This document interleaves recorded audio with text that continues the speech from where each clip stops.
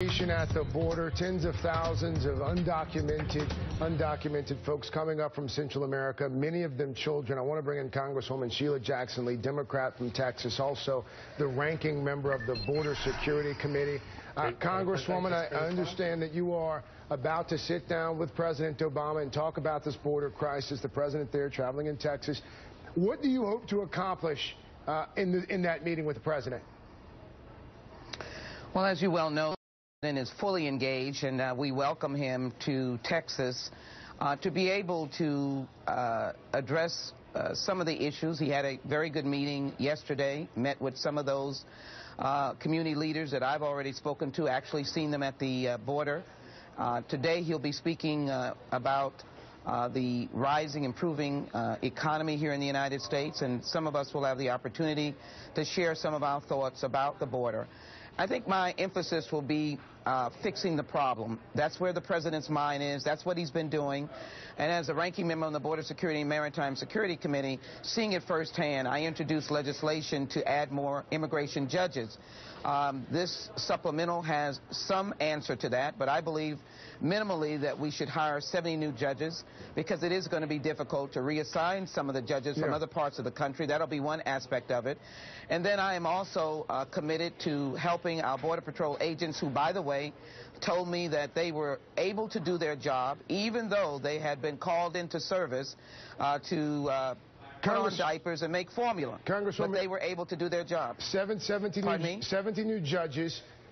What does that do to actually stem the flow, to stop the tide of these young people who are coming up from Central America? We've heard from a number of them that they are leaving violent, desperate situations. What will the 70 new judges do to help that situation?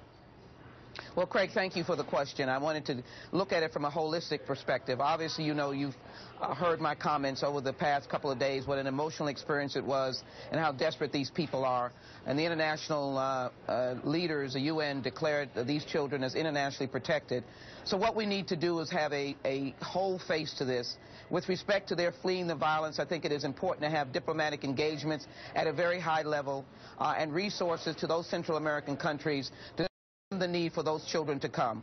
But we also realize that 85% of them are coming to be joined with family members here. This is a migration that has come about through poverty and extreme violence, threats of killing children if they don't join cartels. So you have to look at it from both ends. The infrastructure part that I was mentioning, the courts, the ICE, the Border Patrol agents' resources, are all to help these children determine whether they're eligible for asylum and whether they can be reunited with their families, or whether or not they have to continue in deportation process. I will tell you it is also important to speak to America, because many of these children on a temporary basis, because of the law signed by President Bush, will have to be in our communities. And we're hearing quite diverse perspectives, some anger, some rising to our support. I'm very glad that in the state of Texas, in cities like Houston and Dallas, we have a large nonprofit community and pastors who are willing to work with us. But we're hearing ire from some of our communities, frightened about these children. So we have to speak to the public and look at it holistically. Some of these children will remain in our communities with their families. If they remain in the care of the federal government, they will be taken care of in totality by the federal government. So first, stop the violence by engaging with Central America that has been suffering from this violence.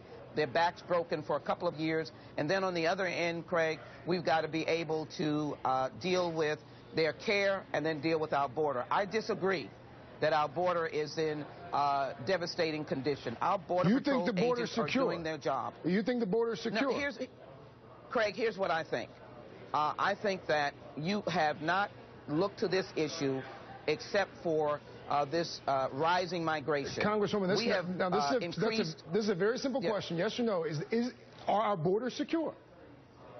I think our border, with now 21,000 Border Patrol agents, is under control. We need to give them more resources, more equipment, and they can stand to have more support as it relates to the increasing of those numbers that may come through the supplemental. There's a large amount of money for increasing numbers of Border Patrol and ICE officers, but I would not cry fire to suggest that our Border Patrol agents are not on the job. They are on the job. I have spoken to them.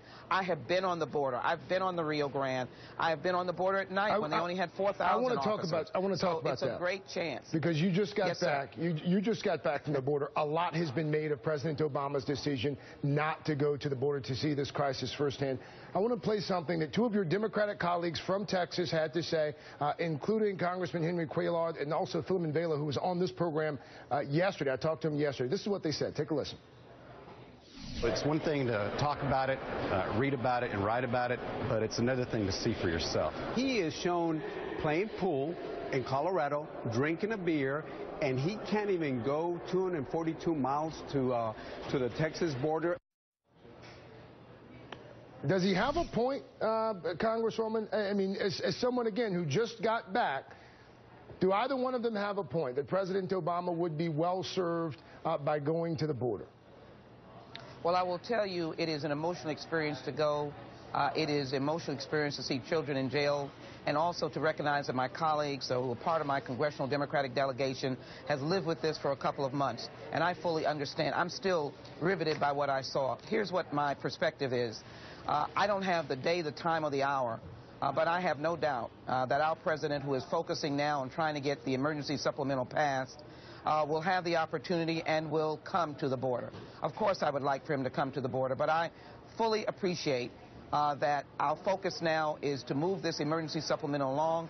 I don't know when it will be, but I don't expect that our president will not have the opportunity to see this at some point firsthand.